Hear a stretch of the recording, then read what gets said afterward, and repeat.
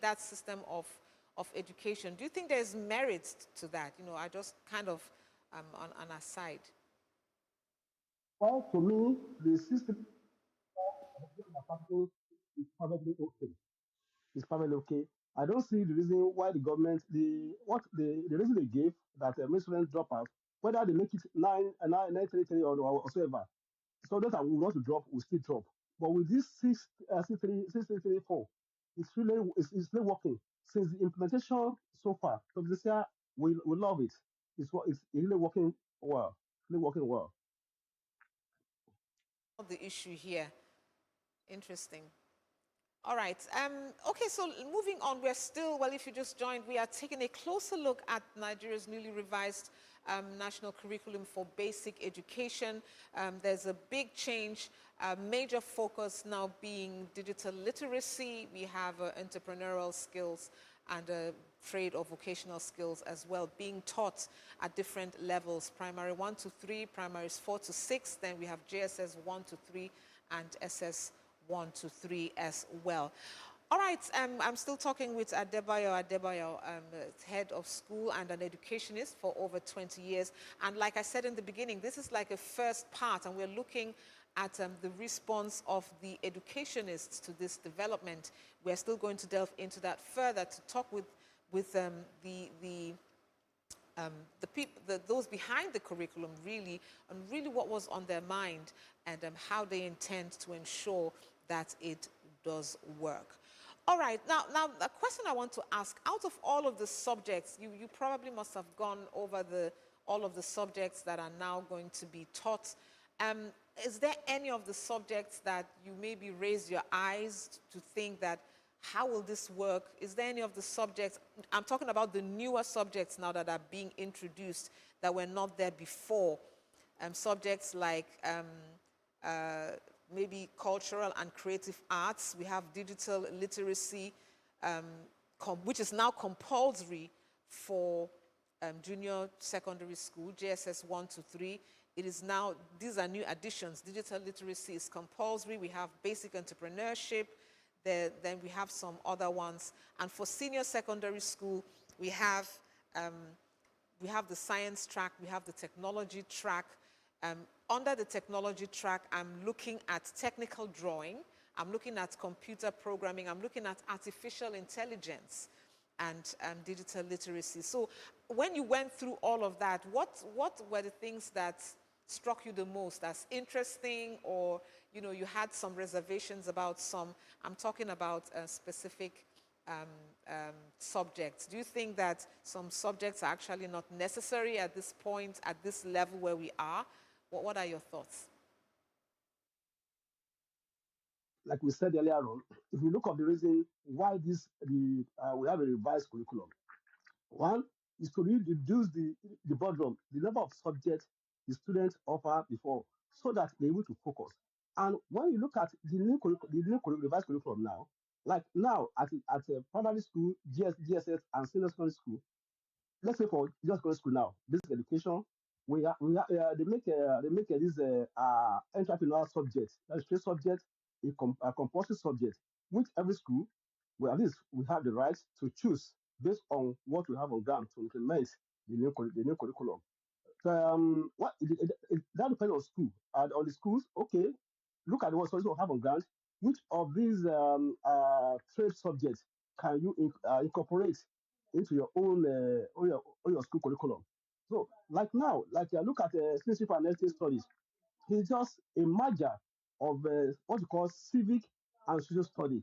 Instead of having it as a different subject, now they have been amalgamated, now they're combined now as a single subject, which reduce, at least make it easier for the students to focus. And even on the school part, instead of employing two teachers to take them as two different subjects, you have to get just a qualified teacher to handle that aspect. Then, when you look at the aspect of digital technology, that is also compulsory. And before, like I said, we have computer studies, we have data processing. But when you look at the content of this digital technology, it's more richer than what we had in the former curriculum.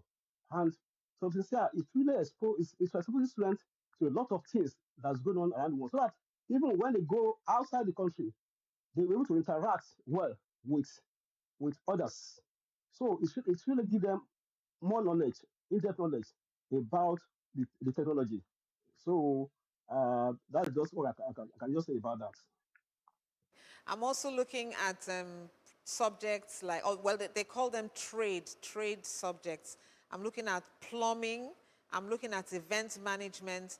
I'm looking at solar installation, garment making, and agriculture. All of these things will now be brought into the classrooms, and it's a good thing. Do you have your what is your response to topics like or subjects like solar installation and maybe, well, garment making? We talked about that before. That's like fashion. There's also cosmetology and all of that. Your views very quickly on that before we move on to something else. Said if we look at those that design this curriculum, they look at the problems we have in this country. Say, for instance, solar energy. Supposing if you have stable light, then we need the solar installation or those things as a subject we learn in secondary school. But because they realize that there's a problem with the electricity supply, that is why we start to even teach the students on how to install this solar. So that, and other trade subjects too. If you look at those subjects that they are picked now, so if not because of the full information which I said, it will take time because of the resources on ground. So this year they are very good. Like computer hardware and GSM repair, because there's no how now that every student every student they have a GSM. If they have knowledge on how to repair it, they don't need to take it to any roadside repairer to do that for them. Already they are taught at least they were taught in the school. And when you look at cosmetology and all those beauty and cosmetology, the same thing is, in fact, those that are into it, those are the artisans that are into all those businesses, they are making money. And in which after their secondary school, even some of the students, when they get to university, they can make money for this through the knowledge they acquire in secondary school on all these trade subjects. So, but we are lighted, but the problem we have is just the full implementation, which the implementation might not be now. It's just a gradual, because like the new curriculum has defined that every school can at least can have up to and choose up to three trade subjects out of the listed trade subjects, and minimum of one. So, which means school will look at, okay, what do we have on ground? What capacity we have, that each of these trade subjects can it accommodate? So the school has the school has a choice to choose based on what they have on ground and these trade subjects. It's just a matter of time. Okay, you know, So this development, it has some sort of a ripple effect on other things, and I want us to talk a bit about that. For instance, there's going to be an impact on examinations. We have examinations bodies like WAEC and NECO, maybe even JAMB in the future. They're going to now have to develop questions based on these new subjects that are being introduced. I'm not aware that this has been done already, but they're now going to have to develop new question formats. They're going to have to train maybe examiners on these new subjects. There's going to be a lot. Again, we're talking of the ripple effect this has on other things. We're talking of university admission requirements. That might now change. The required admission criteria will have to be reviewed, because you know, if someone majors in some of these subjects now, that has to show through or rather the university will have to have that as a criteria. The university will now have to recognize that there are certain new subjects that are being combined. You talked about the fact that some subjects are being merged together. And so the university criteria will have to begin to reflect that. And they're also going to have to begin to adjust course prerequisites. They are going to have to update their own curriculum. So you can see that there's a whole lot of a ripple effect that comes even after the students have left the secondary school, primary and secondary school environment.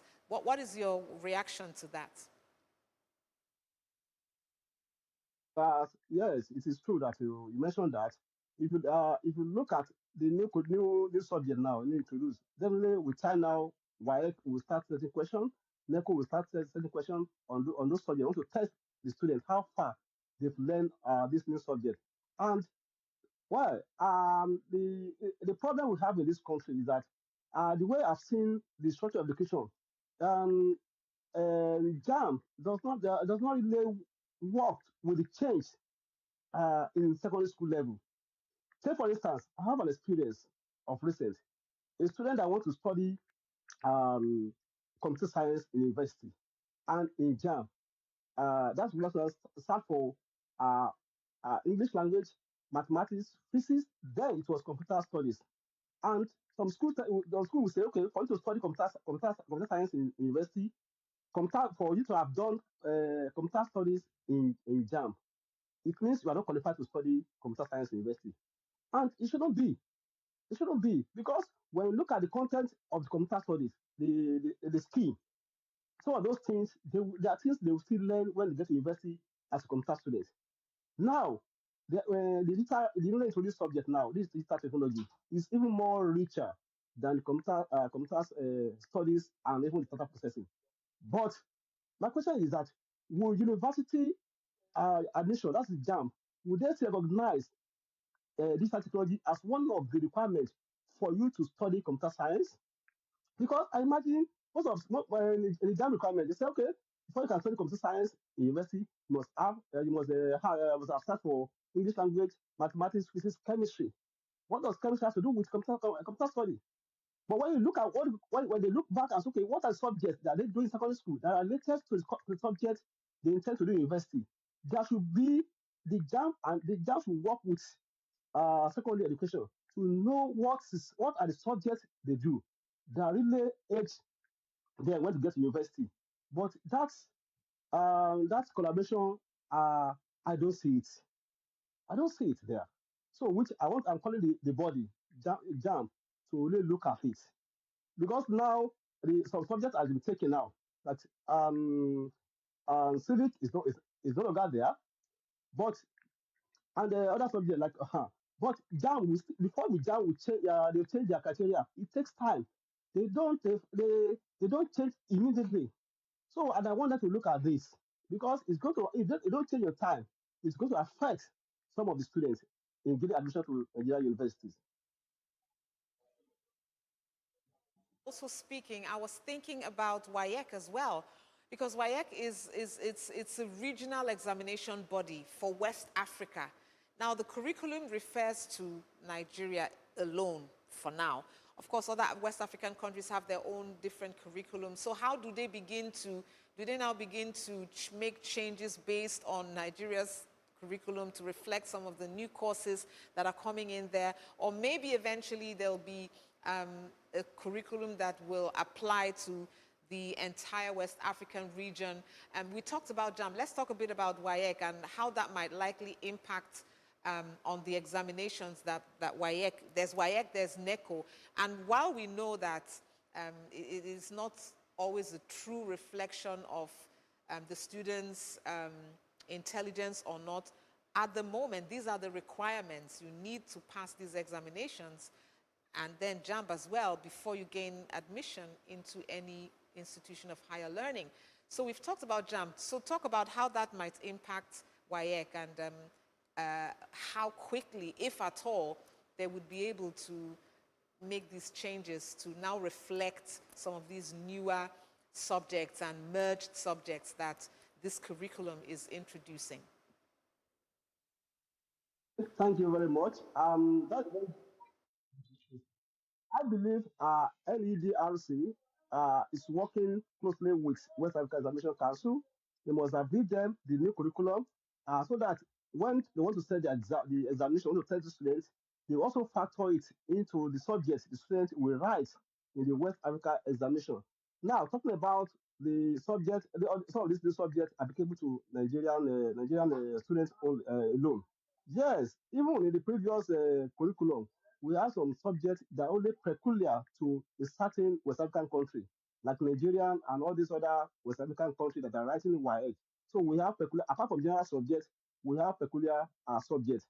Like as we have newly introduced subject now, I know why we take cognizance of that new subject has been introduced, and the students they need to they need to be tested.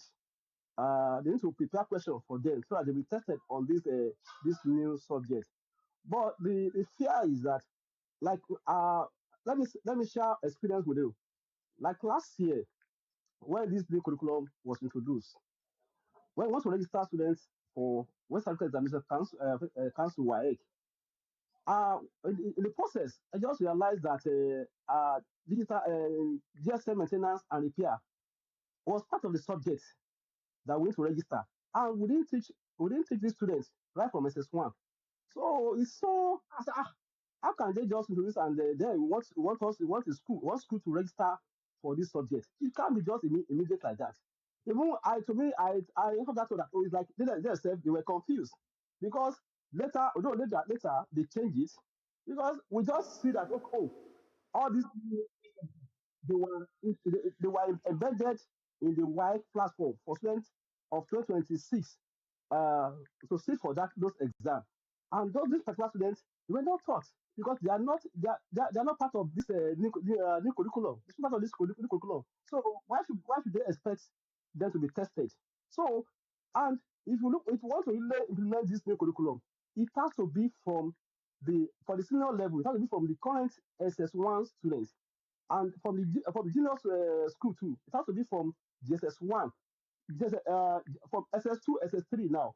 Let them still go with old curriculum so that we know that, okay, by the time this 2026, 27 GS1, they want to write their external exam, that's their WAEC, then they must have enough knowledge.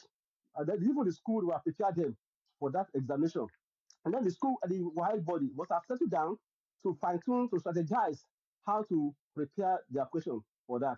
So I don't expect WAEC body to test those SS2 now and SS3 on those newly introduced subjects because they didn't do it in SS1, other than SS1, or than SS2. And likewise too, at junior level, the same thing applies. Even primary school, for them to fully implement the new curriculum, it has to start with primary one, not the other two, three, four, and five now. So that is just my own take on that. Interesting. Okay, we're almost rounding up with a few more questions. I'm particularly interested in the new materials. You know, who is going to be responsible for that? We're talking of new textbooks. I'm talking, study materials. So are there going to be new textbooks for the curriculum? Obviously. How is that going to come about? And then also, what about students with special needs? Does the curriculum provide provisions? Again, we're talking about reading materials in order to ensure that students with disabilities, or students living with disabilities can access the appropriate educational content for that purpose. Thank you very much, Ma. When these new subjects were introduced, the material was not available. Was not readily available. But now I think the body in charge, they are working tirelessly to ensure that all the textbooks needed for all these new subjects, new subjects, they are ready. Though we have the scheme of work, we have everything, but the textbooks they were not there when the new curriculum uh, was brought to us last year. But I believe they are working tirelessly now to ensure that the material resources, at least the textbook, they are ready. And I also believe that the body they take cognizance of less privileged, the less privileged students when designing this curriculum. Because I know it's not just that they start in the office and come up with this new curriculum. They must have consulted educational sectors, go around the schools, knows what they have, then what will be the problems if this curriculum is being introduced. They must have carried their background work before they come up with this new curriculum. And with the way I've seen it, the less privileged students in this new curriculum.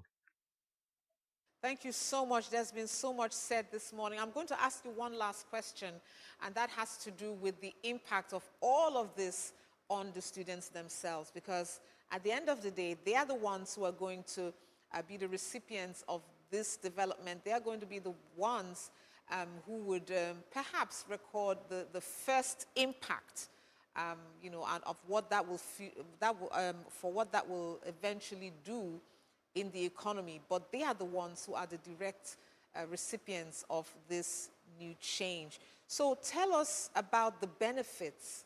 What are the benefits of this new curriculum for students, first of all, and then for the economy, so that we'll round off on that note? For students, it has a lot of benefits because this new curriculum will equip them to face the future challenge. Like I can remember during our own time, we don't have this opportunity. We don't have this opportunity of being exposed to entrepreneurial subjects in our secondary school days. But with this now, this new curriculum, so the students they will learn a lot. It will equip them so that some of them, by the time they finish their university, they don't need to carry their CV, letter of application, run around. They must have equipped with something that they can set up. They can once they have the resources, at least like maybe capital, they can they can settle down on all these newly introduced entrepreneurs subjects and make their living from there. So they really benefit from there. And also the economy too also benefits because if all these subjects were introduced to our children at secondary school level, then it boosts our economy. It boosts our economy. So then at least our children will be productive. Be productive. Anyway, you don't need to call anyone artisan to come and do your things for you at home. This thing, this way that you are being trained at secondary school level, they are there to handle all these things, and it will really have a positive effect on our Nigerian economy. So thank you, man. All right. Thank you so very much for all of those insights. And, you know, for people who are not conversant with what's going on, I'm sure they would have learned a whole lot and gotten a whole lot of information about this newly revised national curriculum for basic education, what it intends to do, some of the changes, what needs to happen, or the things that have to be on the ground for it to make the impact that it was intended. Thank you so much. I'd like to thank Adebayo, educationist. All right, thank you so much for that. Educationist and with more than 20 years teaching experience, as well as the head of one of the schools here in Lagos. Thank you so much. Really appreciate your time this morning. I know you're a busy man, so having taken out this time, we truly appreciate it. Thank you very much. Thank you very much. Thank you. Indeed. All right, so there you have it. And like I told you, this is a part one because there's so much in this. There's so much to be gotten in this because this is something that touches so many other things. You know, there's this ripple effect that I talked about. And so all those other areas that are going to be affected, how do they respond? How ready are they? How prepared are they to receive all of these changes? One thing is clear, this new change is a welcome development because obviously times are changing. In this day and age, there's so many skills that you need to be competitive on an international level, on a global level. We're talking critical thinking skills, you know, we're talking entrepreneurial skills, we're talking emotional intelligence. There's so much. Of course, digital literacy also at the top of that list. And so it is a very, very welcome development. What we need to do is to make sure that we do all the things we need to make this work. Is it infrastructure? Is it the teacher training, those who are actually going to transmit that knowledge for all of the new subjects? Do we have them on the ground already? If not, do we need to retrain certain teachers to then begin to teach those subjects? Are we going to employ new ones? Most likely. What of the infrastructure? What of the laboratories? What of the equipment that is needed? You know, what of all of the things that are needed to teach plumbing, entrepreneurship, what's the other one? Solar installation. You know, these are things that will require the adequate infrastructure and tools. And so all of these things have to be on the ground if these changes are going to make the maximum impact that was intended. For now, we can only look at it, analyze it, and talk about it.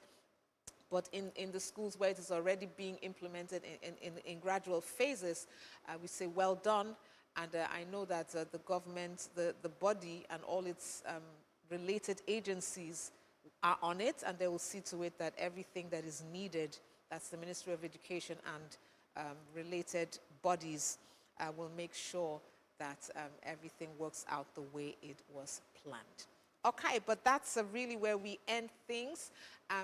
We will talk about it again, like I said, but for now, we will go on a break. Top of the hour, we've got our news roundup at 9 a.m., and then the show does continue. So stay with us.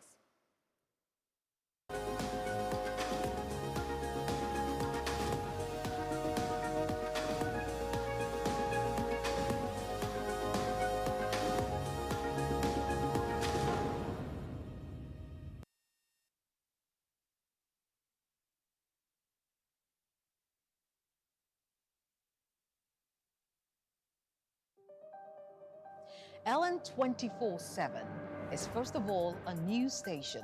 Well, we continue with updates from the just concluded governorship in the southeast has raised questions if INEC will be able to conduct elections. With a core team of over 40 correspondents spread across Nigeria. This is the Otedola Bridge, the famous Otedola Bridge. We are not here to beg, but we are here to fight for our rights. And affiliates in Africa, Europe, America, and Asia.